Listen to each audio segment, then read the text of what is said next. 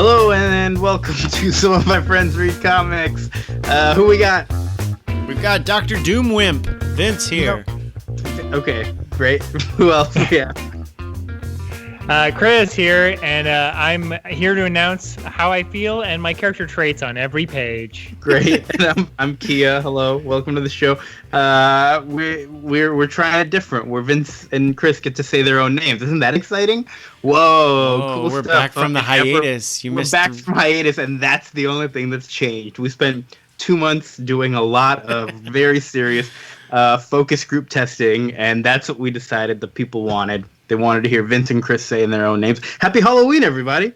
Happy Halloween, man. It is December 5th. We took a break because the spawn of Satan was born out of Vince's... I shouldn't say that. That's a mean thing to say. Vince, you had a baby. She's perfect. Yeah, she's great. So what was going to happen is we were going to record ahead of time, and then on our scheduled date, I got sick, and Chris, I think you got deathly ill also.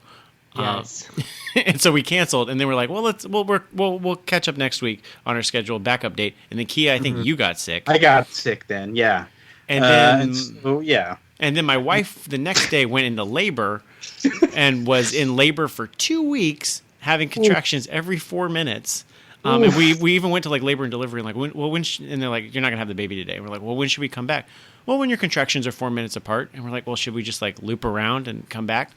But so I didn't want to schedule a day saying hey guys, let's prep, let's schedule a night, we'll get all this stuff together, you can cancel all your plans so we're gonna record, and then actually we're having a baby tonight. And so that went on, and then crazy. And so, but yeah, now I'm feeding a baby every 3 to 4 hours per doctor's orders, so I've not slept more than 3 hours straight in 4 weeks. Right. So wow, but we're here. Try and keep this short then. Get you to bed. She's a great baby. Her name is Diana, after Wonder Woman. And her brother's name is Bruce, after Batman. Yeah. So great. It's a good little comic book nerd family we've got over here. You have to have a Clark at this point now, right? Well, that was the decision if we were gonna have a Clark or a Diana. That was our gender reveal. I see. Yeah, that makes sense. If you have another little girl, are there any other women in the DC universe? I'm not sure. Well, we could do Donna after Donna Troy, but I think people might just think that was a copy. Very confusing. That was supposed because people got confused. Yeah. Dinah Lance is a little too close to Diana, so that wouldn't really work. Can do Black Canary. What's Huntress's name? Huntress. Just name it. Helena. Yeah. Yeah, we got a friend that's already got a Helena. Barbara's a great name for Batgirl. Mm-hmm. We got a mix. Well, anyway, on this episode of Some of My Friends Talk About Baby Names, I think we're going to talk about Afterlife with Archie. Well, sorry, I didn't mean to cut you off. I was trying to make a joke, but no, that's fine. I decided to keep going. Sorry. But in the meantime, we took the little break. We're back now. What'd you guys do during the break? Tiny Toons, what'd you do during your summer vacation? Read anything? Watch anything? I did a lot because I've been on baby watching. So I've been using the Marvel Unlimited app, and I caught up and finished all of Bendis's Miles Morales run. Oh, great! Which was really good. And then it did a thing where Bendis, you know how he ends an arc sometimes, where he just decides to jump past the climactic battle and have people in the hospital room. He did that again to end his 18-year Ultimate Spider-Man run, where they were building to a big battle, and then he just jumped ahead. And I was like, cool. But I was like, that's fine. But I read all of that. That's why I love Bendis. I don't care much about the fighting. I'm just like, all right, I know they had a fight. Let's keep going. I know. I mean, part of me was like, okay. And it was a fun journey. I was like, man, I've read all 18 years of this. And then I read, because I watched Daredevil all on Netflix.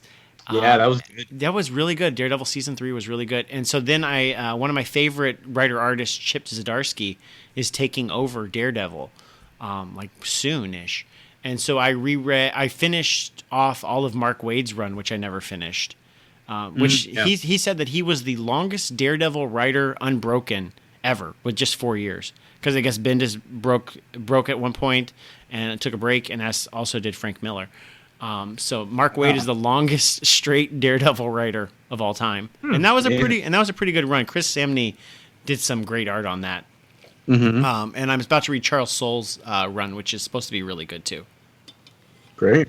I can't wait. I haven't been doing much reading. I did watch the that Daredevil show as well. Boy, really good take on Bullseye. Didn't even know they were like doing Bullseye. I went into it pretty blind. And I was like, oh shit, that's great.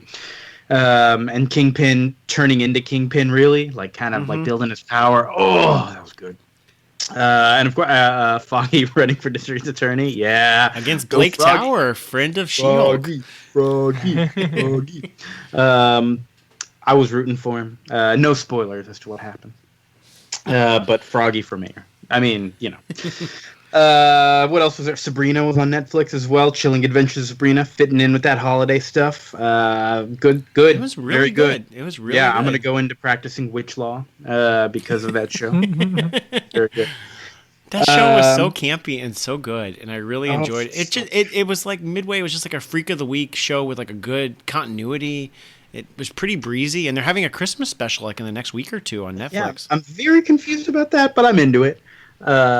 I still don't understand why it was not a period show. There was like one laptop and one cell phone in that whole show, and other than that, Yeah, because the comic takes place in the 60s. I really thought this show also took place in the 60s until like that laptop showed up. I'm like, wait, what? The ants are great on that show, though. Hilda and Zelda, Miranda Otto, and Lucy Davis, I believe is her name. Yeah, they're both great. Dawn from The Office. Everyone on that show really like, and like Harvey like has that perfect like dopey idiot face, but like you love him anyways. Look him up on IMDb. His picture is him with frosted tips, and it is embarrassing. I'm not looking at that. Definitely strays from the comics just enough to make it like nice and fresh. Oh, and a great take on Salem as well. I really like the way they did the kind of that weird shadow thing. Yeah, good stuff. Good stuff. Chris, what about you? What you been doing? Oh, not much. Working. I've recently been playing Red Dead Redemption 2. Before that, I was playing Spider-Man, which was a lot of fun.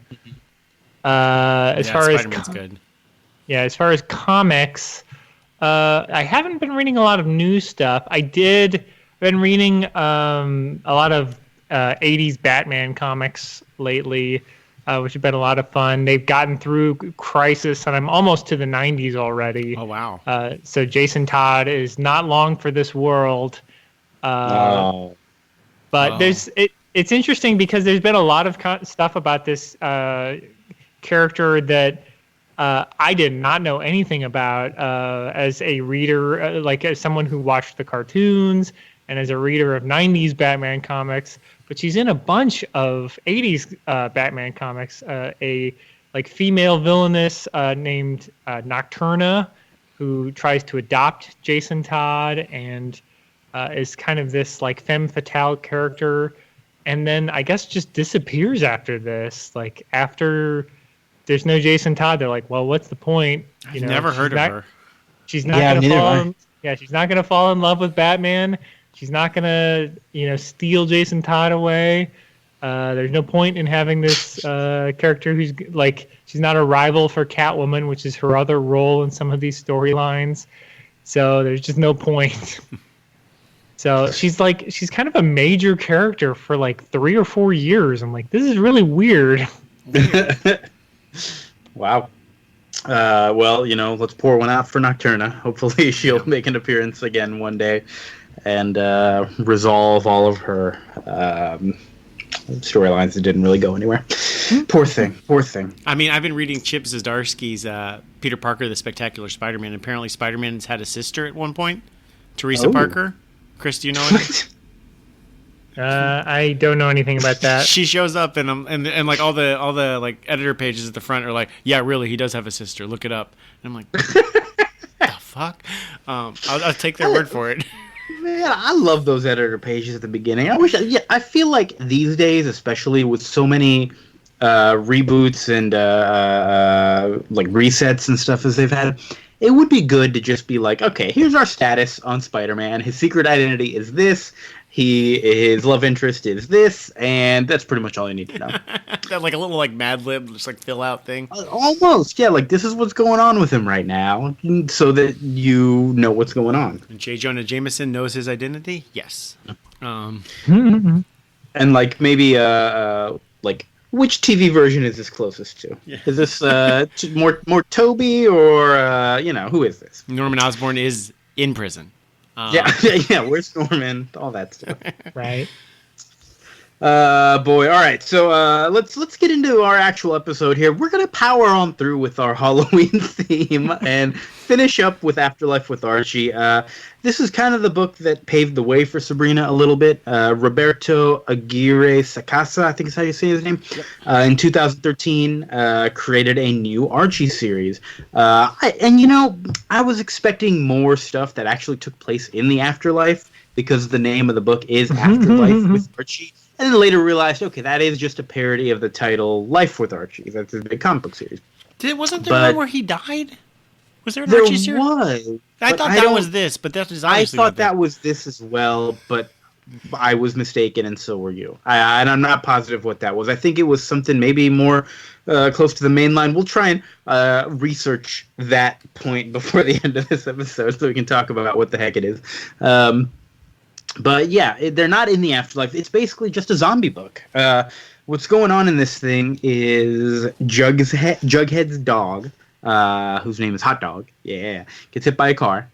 He goes to Sabrina the Teenage Witch, and so I'm instantly excited. Sabrina says, yeah, sure, I'll bring him back. And this dog comes back as a zombie, spreads the zombie plague. Everything goes crazy, and it's a zombie time. That's the larger thing. I was expecting the book to have like a little more, clear-cut issues the way Chilling Adventures of Sabrina did. Also by the same writer. That kind of also Afterlife with Archie helped create.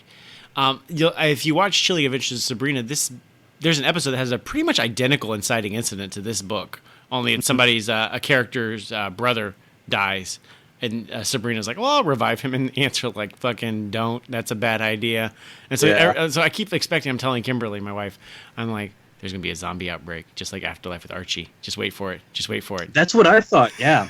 It's, but no, didn't get that zombie outbreak. That's okay. But what I like about this first issue, and I don't know my like deep Archie history. I mostly know Riverdale, which I know Riverdale is also like from Roberto Aguirre Sacasa, and came out I think starting in 2016. So 3 years after this, as a TV show. But you can kind of see the seeds of Riverdale in this. Like it's for sure, yeah, more so than in the like main Archie reboot series. Right. I'd like to know more about that actually, because this is. Well, it's Archie, and the characters still have their established relationships. Like Betty and Veronica are still like chasing after him, but there's like, you can tell that they have sex, and you can tell that there's like a deeper menace behind everything. And Riverdale is much more that way. Like Hiram Lodge, Veronica's dad, isn't just like a rich dude who's kind of a dick. He's also like got mob ties, and like little things like that in Riverdale that definitely play with the formula and turn it more into like a CW show or anything like that, which I find actually pretty enjoyable. And so you could see Afterlife with Archie is still doing those exact same things. Like everybody has their established Archie relationships, but they're all just fleshed out a little bit more realistically and more kind of like in our modern world that makes sense. And I think the Sabrina comic we read a couple years ago, or maybe just last year, does it better, does the same kind of thing, but better than this. But I do appreciate how, like, Jughead loves to eat burgers, and when he's a zombie, he loves to eat people. Like, it plays with the idea really well. Yeah. I think it is unfortunate that Jughead is turned like in the first issue. Exactly. I feel like that's kind of a shame because he's kind of the best character in Archie comics. He is undoubtedly the best character in Archie comics. It's like he's just not going to be a part of this whole thing. Well, and I mean, he's a spoiler alert. By like issue 4, you realize he's the leader of the zombies. But yeah, I'm like, oh, this is kind of a cool limited series. Like, it doesn't care about the characters. Like, it will murder them pretty quickly. And we'll just keep on moving on. And then I'm like, wait a second, there's no fucking Jughead in this book. Like, this is a missed opportunity. But now he's... Well, and then as we go, like, it does, like you said, it has those Archie relationships at the beginning. There's, like, a school dance going on, which is how things start to break out. and it's a lot of fun. And then it just kind of starts being less and less about Archie and less about these characters, and it reads more like The Walking Dead, and starts to like delve too deep into zombie territory. Not too deep, like it is a zombie book, but it's more straight zombie horror than what I was expecting. Like I wanted more Archie in this book. Yeah, I'll agree with that. I mean, yeah, exactly. I mean, it does. Unlike Walking Dead, it straight up's like, we're in a zombie apocalypse. I think Dilton is his name. He's the one who's like, yeah, we're in a zombie apocalypse. I watch horror movies. Like, that's what this is. Whereas Walking Dead's like, they're called walkers. We never say the Z word. And so I appreciate that this book is like, fuck it. I don't care.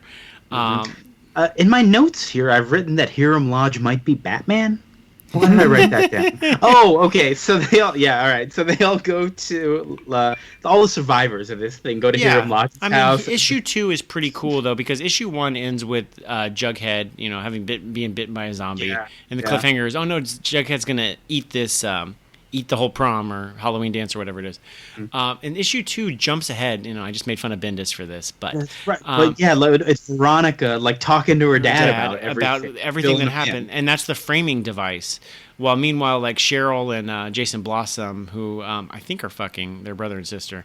It's like they were this weird Raggedy Ann and Andy like incest couple. I was not into this. Which I don't know. I don't know my classic Archie at all. I don't know if they're just like quote unquote close.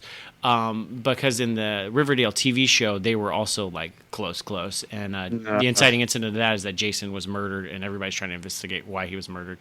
But like they have that, and then like Pops' Diner where they get their milkshakes all the time. 2 girls are attacked there, but Veronica has this like story where she talks about how everything went down, and Jughead ate Ethel Muggs, I think is her name. Ethel Muggs, who's played by Barb from Stranger Things on Riverdale. And he eats her first. And then, but the way that it's got a really cool framing device where she talks about that. And then basically the cliffhanger is really cool because she says, now that I've told you the story of everything that happens, that's why all of my friends need to stay with you. And that's the first time you've seen all the other kids in the present deciding to stay at the lodge house. I think it's a really cool way to use its framing device of telling the story.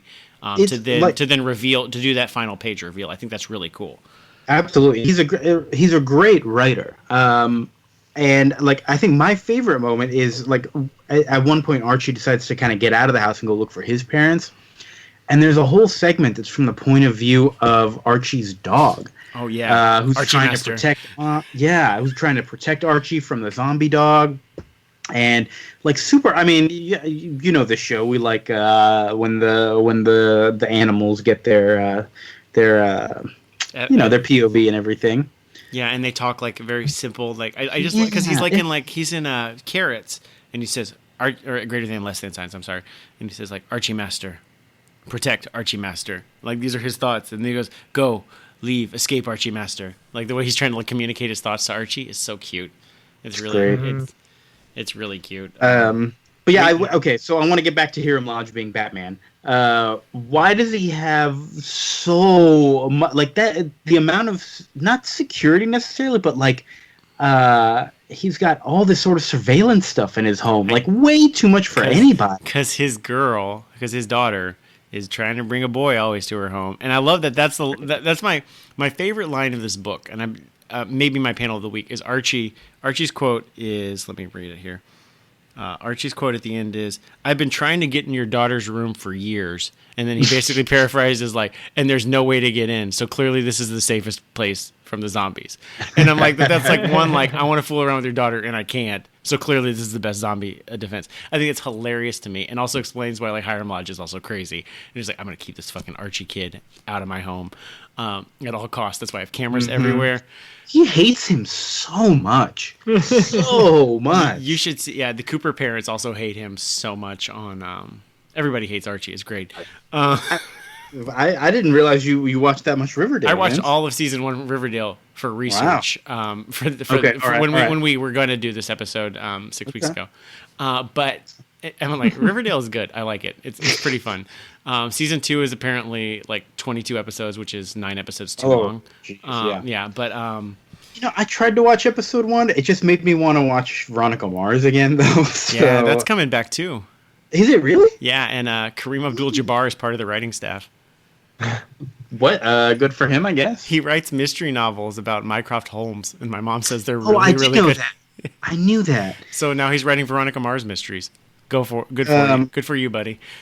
Yeah, there's like a comic book adaptation of his stories there as well that I've seen his name on. But but the weirdest thing about Hiram Lodge is so spoiler alert, there's one person that was bit that's going to turn into a zombie inside of the house while the kids are having a pool party in the inside heated pool. And they all climb out of the pool and trap the zombies. I think it's Moose and Midge. Yeah, I think so. Yeah. They trap them by him putting this like reinforced metal lid over the pool, which is fucked up. And who has that? And how is that? Like, that seems completely unsafe. I've seen things like that. I know they exist, but I don't think trap kids in a pool. Steal. No, it's meant to like just cover your pool when you're not using it to keep it clean. Yeah, and you can't escape from it. Not well. It's not. You don't put it on there when there's people in the pool. Yeah, it seems dangerous. I mean, I know what you're saying. You're not wrong. You're not wrong. It seemed like there was enough space for people to like at least breathe air above the water. Like I think that. Okay. Yeah. Yeah, I saw in the classic film Ghost in the Machine, the titular Ghost in the Machine serial killer used it to kill a dog. Oh no! Trapped it inside that metal thing that seals the pool up. Did the dog come back as a ghost at least and haunt the Ghost in the Machine? No. Oh. Mm. Well, that's a bummer. So speaking of bummers, Archie's dog succumbs to the zombie stuff, and now the zombie townspeople have zombie dogs with them who are like helping them hunt. That was cute. That like Jughead had hot dog back. Yeah, he's like, all right, buddy, Yeah. let's go take over to town. This also had Archie killing his dad. To save his mom. His dad is in Riverdale. His dad's played by Luke Perry because they basically just cast a bunch of like Beverly Hills 90210 people as the adults in this show. And then Molly Ringwald's his mom. It was very Oedipal. Yeah, for sure. But it was cool that there was like a 15-panel page of like juxtaposing Archie like killing his dad with like memories of his father that I thought was really, really well done by Francisco Francavilla, who I don't think we've mentioned. Oh yeah, we didn't mention the artist. Yeah, Francisco Francavilla. He's good. He's real good. I think some of his figures lack detail in this book compared to his Detective Comics work with Scott Snyder, but it's still good. And I think despite like the lack of detail in characters, you can still pretty much tell who everybody is based on the coloring, which is good. Issue 5 has a lot of stuff from the Butler's point of view, which was a little strange to me that I was supposed to care about this guy now. Smithers, no relation to Smithers from Simpsons, I guess. Oh, that's right. Isn't he? He's there to make me cucumber sandwiches, and that's it. I don't want to care about this guy. He's poor. I did like how is this the issue where Veronica's crying? He's like, he chose Betty over me. Yo, yeah. And Smithers like, this is a long zombie war. Betty may die. We'll be fine. Mm-hmm. Maybe we can negotiate Betty dying, and then you'll be with Archie. It'll be fine. I'm like, cool, Smithers. I like this dark touch. The real monster is not the zombies. It's us. It's stuff. Archie has a plan to kind of like get everyone out of the house. Of course, Hiram doesn't like it. But the butler shoots off a bunch of fireworks so they can all escape. I guess that's pretty cool. But yeah, overall, like, it's fine. And then that's it. They go. They leave to go to an arc that's gonna still not be resolved. I think they've had 5 issues published since 2014. That sounds like typical zombie stuff. Oh, I don't know how many issues are out so far. 10. I think I don't know. Yeah, 10. I think 12. They've done a second trade. No, the second trade doesn't come out until 2019. I think is what I saw. Oh, really? Wow, like April. This is slow going. Maybe wait for them to just decide it's over before you try to read this. I don't know. I think the first trade, it gives you enough of a sense of what's going on here. It is super well written. It's very enjoyable to read. I personally just wanted it to be a little bit more of something else, a little more Archie. But if you like zombies and you want to read something different with some zombies, yeah, you couldn't go wrong with this, right? I think I was expecting it to be more like Sabrina. Yeah, Adventures of Sabrina, which is unfair because that's a really good book, like a really great book of the last 10 years. And I also think that there's not much resolution. Like I finished this and I was like, oh, that's it. The problem is the trade has like a ton of pages of like promotional art and stuff in the back of it, so the book ends really quickly, and you're like, oh wait, we're already at the end. Because you know when you're reading, you're like, oh, I've got a lot more to go to the story. Yeah. And that's always misleading to me. But you know, it was really good. I've read this twice now because I've forgotten what we read when we prepped for this last time, and it's enjoyable and it's a good book. I just think that it's a little thin. Like there's not much resolution in the story. That seems to be typical for me of a lot of zombie serials, though, because it's less about resolving their stories and more just like, okay, and then this person gets killed by a zombie. Haha, surprise. Yeah, I mean, and that's my problem with like a lot of comics, though, in general, is it's like setting up like this is going to turn out to be a really cool epic story, and then it never really gets around to doing that. My main example for that is like, I really like the book Young Avengers by Alan Heinberg. It won a lot of awards like in the mid 2000s, but rereading it's like this. It never builds to anything. It's just like a lot of like mood and characters and being like, these are all cool characters and they're gonna have cool adventures and this is a fun world to live in, but it doesn't really like amount to anything. Yeah, I had a lot of promise for sure. And then a lot of promise, and then it got canceled, where the writers went other places. So crazy stuff. Chris, what are your thoughts? Yeah, I would also say, I mean, I don't know. I would echo you guys in saying that it's not quite as good as Sabrina. I think if you don't really know who these characters are, I don't know that you would get as much out of it. Like, you know, like Reggie's the one who killed Hot Dog, and like if you don't know who Reggie is, you're like, oh no. Yeah. No, it is worth mentioning infamous asshole Reggie Mantle, that's his name, right? Yeah, and it's like, yeah, he's like, you know, Archie's like asshole friend, you know, like if you watch Riverdale, like, yes, he's like the asshole. Mm-hmm. So, you know, it's like that's, you know, it's stuff, it plays off, you know, expectations like that. And there's like, you know, two lesbian characters that are minor Archie characters. And, you know, it sort of plays with expectations. And like we mentioned, Cheryl Blossom and her brother. And so it sort of, you know, builds off knowing who these characters are. But if you don't really know who they are, which I barely know who these characters are. Yeah, that was how when I tried to read Life with Archie, the one where he was like married, which was like, you know, an alternate future of Archie, because I heard it was like really great, and I'm like, I don't know who any of these characters are. I don't know the difference between Moose and Reggie, so it's really hard for me to like, you know. And then when you're playing, and this book does, you're totally right, Chris. It wants to play with your expectations of what an Archie book should be, and then if you don't know that, then a lot of that's missed. Okay, so it's worth noting that this Afterlife with Archie was before the big Archie reboot. Really? With Mark Waid. That was in 2015, somewhere around about there. Okay. And this was 2013. So I guess this was really, as far as I can tell, the first time there was any sort of an attempt to do something majorly different with the Archie character. They'd had like you know, Archie meets the Predator. And Archie meets, and the Punisher kills the Archie universe. But I still think they had like classic like Archie art. Right. It was always like that, had that feel of just that like, oh art. yeah, we know this is a tie-in. We're just having some fun, you know.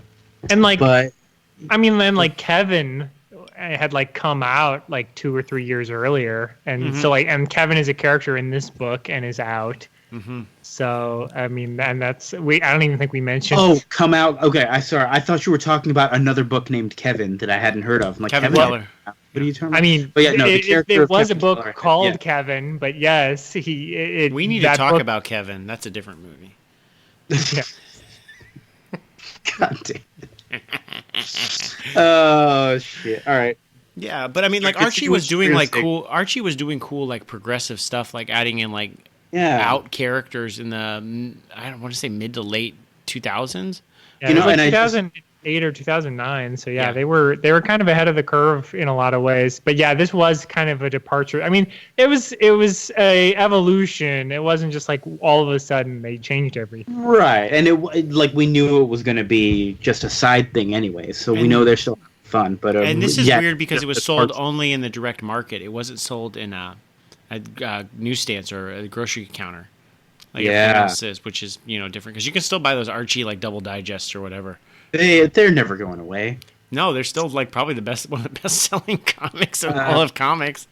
So real quick, I did look up that death of Archie was in the regular Life with Archie series, where he dies trying to save Kevin Keller from an assassination attempt.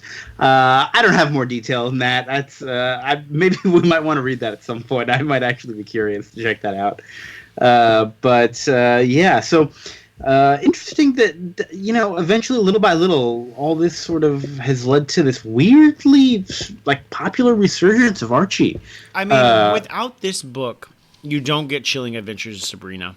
That's enough. And the comic and the TV show, and you don't get Riverdale. I don't think without this book you don't get either of those things. For sure. Ooh, good stuff. Yeah, if you liked this book, you should probably just read everything else that has characters you love, but with zombies, like Marvel Zombies. Well, there's also like a couple more Archie horror books. There's Jughead the Hunger, and and Vampironica, I think, which is that a one shot or is that ongoing? I think that's an fairly ongoing. new. I mean, they're all ongoings that have like 4 issues and then go on. We're gonna have 1 issue a year, kind of hiatus. So it is what it is. But well, hopefully they keep doing that so that maybe like at some point Archie Horror will just have 12 issues a year of different stuff, and I'd be okay with that. I would be okay with that. Yeah. I think that there is a Riverdale comic where Chilling Adventures of Sabrina, the Netflix show, is crossing over, but it's in comic book form, not in the TV show. So okay. Which if you like that stuff, I would just watch the Sabrina TV show, honestly. Yeah. Or if you already read the comic, read the comic, and do that over this. Although this was interesting, I was happier with this as a zombie book than I expected, but I just expected a little more. Yeah. Ditto. Anyone got anything else to say before we jump over to Secret Wars? Oh, we haven't even talked about Secret Wars. I forgot. Most listeners of the show have probably forgotten we're even doing that. Oh no, I'm doing such a bad job of hosting this show, you guys. Should have mentioned that at the beginning. But it's all right. It's all right. Okay. Anything else we got to mention? Mm-mm. Archie. All right, cool. He's dead. He's a zombie. Whatever. Secret Wars. We started part of our sort of big read thing, reading 1 issue every episode. We started with issue 1 last time, which we should probably remind people what's going on. A bunch of good guys and a bunch of bad guys have been transported to space by someone called the Beyonder. He's promised them that whichever team wins will get their wishes come true, and that's kind of it. Just kind of crazy greatest hit stuff.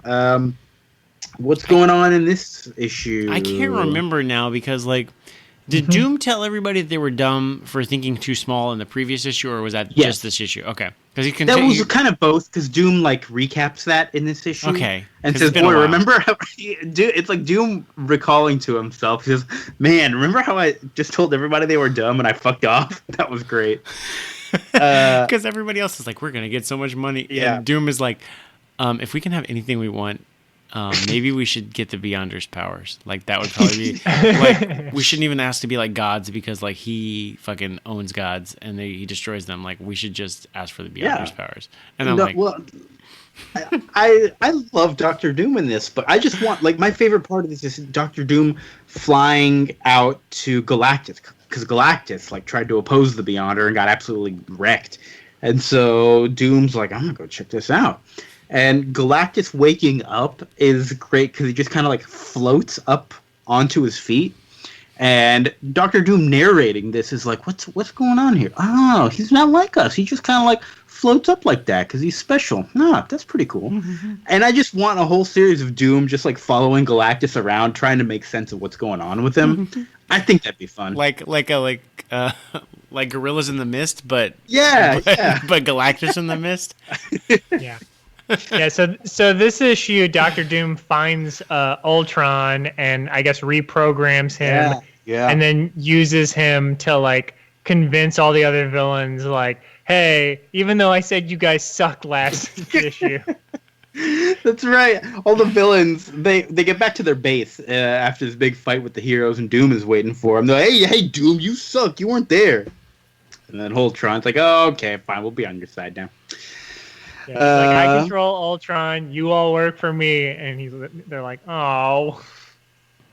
All the heroes. Oh, yeah. So the heroes and the villains, they have this big fight. The heroes find a new base. They capture the Enchantress. Can we talk about the base for a second? Yeah, please. Okay. I have a problem with the scale of this planet that only has like 24 inhabitants. Because this base is about the size of, what, like 4.5 pentagons? Did you say 40 or 4.5 or 45? 45 and a half pentagons. 45 and a half pentagons. So I did some research and I was like, okay, the Pentagon staff's 23,000 people.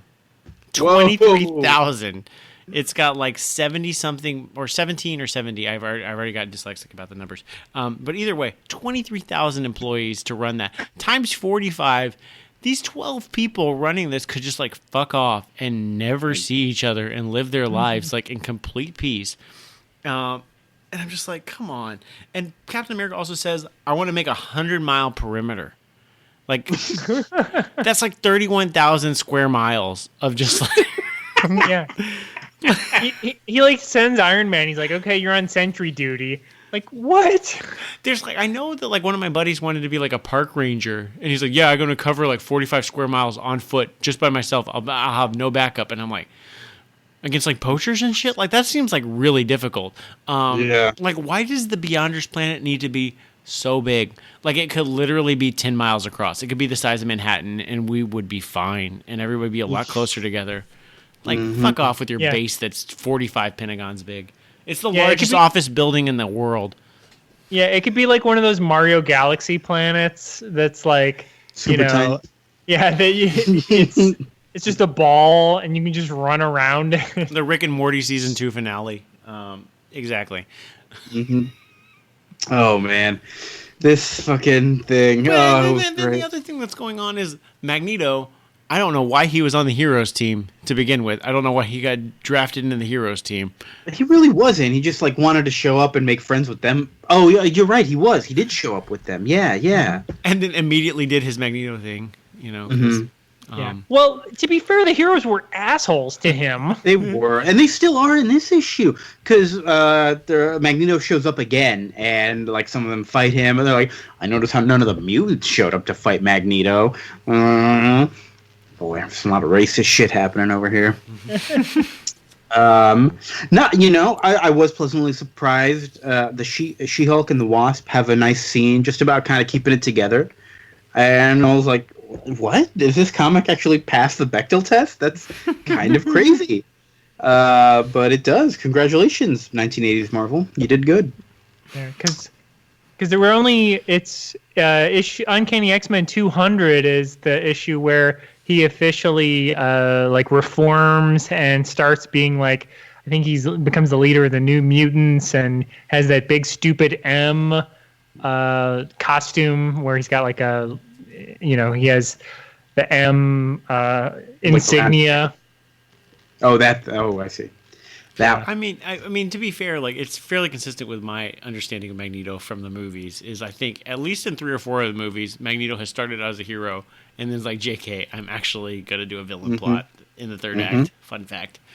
So it's consistent. But he always thinks of himself as a misguided hero, I mean, he is right. I mean, they're all racists, and so maybe the Beyonder did draft him as like, this guy is a Holocaust victim. He is a true hero. I'm gonna put him on the Heroes team. It makes sense to me. What else is going on? Storm is Mohawk Storm. Always got to mention that Mohawk. And she's like, the weather is perfect here for my powers. Thank you, Beyonder. The Thing loses his powers unexpectedly. Oh, that's right. Oh, this is for some reason right after Magneto captures the Wasp in a big old ball of metal and then just flies away. We don't know what that's all about. But yeah, Ben turns into Ben again instead of the Thing. And we commented on this. I know I commented on this during our Walt Simonson Fantastic Four episode, but like, I'm kind of over the Thing being turned back into a human, and I know why, because I can recognize Ben Grimm as Ben Grimm. Even though ostensibly, like, he should not have been seen since issue 1 of Fantastic Four. Like, well, we did also read that some of that Walt Simonson. That's right, that Fantastic Four stuff where he's just regular old Ben. Yeah. Yeah, but Ben Grimm is that recognizable out of he is pretty recognizable. He's got a very recognizable. It's happened too many times. Yeah. It's like even within the first 2 or 3 years of Fantastic Four, he is constantly turning back into Ben again. I feel like I don't know. I'd have to recheck that just to make sure, but I feel like it happens a lot. Yeah. Or Jack Kirby's a really good artist and can make a really good silhouette of a character profile that you're never going to see, and then you still recognize it. So good job, because he looks different than anybody else. He really does. It's a good design. Good job, Jack Kirby. Good design. Speaking of, are we done with Secret Wars? Because I think that's a good segue into some early Fantastic Four stuff, isn't it? We've got coming up next time. We're going to read some of the really old classics here, mainly to celebrate to remember and celebrate the life of Stan Lee, who during our break here. He passed on, and certainly very, very important to a lot of us. We're going to look at some of his first incarnations of some of these things. We're going to read Fantastic Four #1, Avengers #1, and Amazing Fantasy #15, along with continuing Secret Wars with Secret Wars #3. Anything you guys want to say about Stan Lee real quick? I'm not good at this kind of stuff. Should we just save it for next issue, next episode? I was about to do I've never done a Stan Lee impression. I feel like this is not now the time. This is the worst time to try a Stan Lee impression. We'll talk about it next time. Wasn't his possibly his final sort of thing that he appeared in the Spider-Man game? Like the Spider-Man game to have been released right before. That's pretty neat. He's definitely in Teen Titans Go to the movies, and he voices himself, and he's amazing. He's like, I know I shouldn't do the impression. Sorry. He's like, I know I'm normally in these Marvel movies, but I'm gonna be in every superhero movie. I love the superheroes. I'm gonna be in. It's actually probably one of his most vital, life, full of life cameos. It's really good. He is in the background, and then he looks to the camera, and then bum rushes the camera to take over the scene. It's pretty great. Good job, Stanley. I really was it in Guardians 2 or Avengers where he's on that planet with all the Watchers and he's talking about he's talking about just all his other appearances in the other movies, and boy, what a beautiful moment. I'm sure we'll repeat this again on the next episode, but it's hard not to think of him and just smile. It's crazy that we lost Ditko and him in the same year. Yeah. Oh, boy. Fucking crazy. Well, let's all get sad and cry and drown our sorrows in some whiskey. Well, I'll see you boys later after I sober up. We'll record another episode of this. It'll be good times. Thank you, Vince. You're welcome. Welcome to Doomville. Thank you, Chris. Thank you. And I like this trend though of doing a weird line at the end. This is great. Thank you, Kia. Oh shit, I don't have a line. Just as all of us are but insects to the all-powerful Beyonder. Great. Maybe we should just do Dr. Doom lines from Vince at the end of every episode. Well, thanks all for listening. We'll see you next time. Bye.